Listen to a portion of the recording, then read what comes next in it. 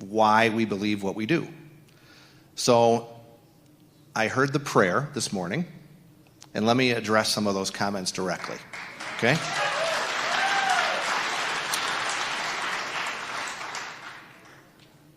It is a continuum of effort to push the envelope to make sure that at some point states get to decide, as they should under our Constitution, the definition of life and what exactly is allowed to happen in a state, right?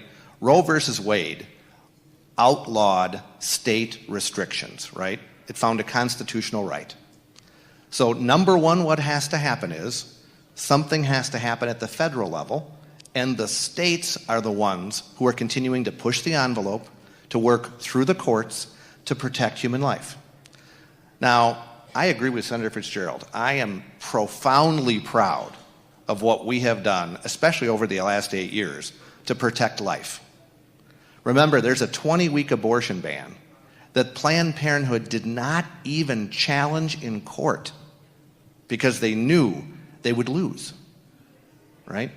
We are continuing. We have basically defunded Planned Parenthood in Wisconsin.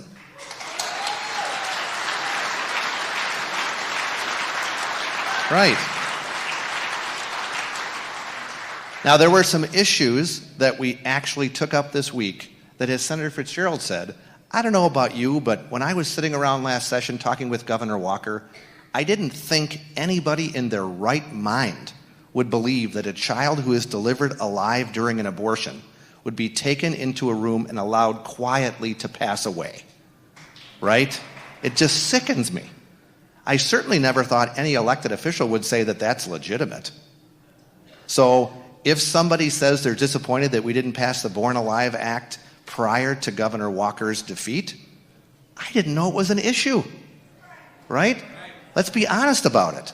So as soon as we discovered it was an issue, we are introducing legislation, and my hope was, here's one example where Governor Evers, who tells people he's middle of the road and a nice, likable guy, is going to show that he's not a radical leftist like Bill de Blasio and the mayor of Virginia and all these other folks. But we will never know that until the bill gets to his desk and he makes that final decision. The other bill that we passed says that you can't discriminate based on sex selection, color, or their physical disability. Also, since the last time that we got together, the media and many on the left have been making the case why we need to abort children with disabilities, right? So we are now passing legislation to make sure that that can't be a criteria. So I would say this, we are always trying to push the envelope because we all stand for life, right?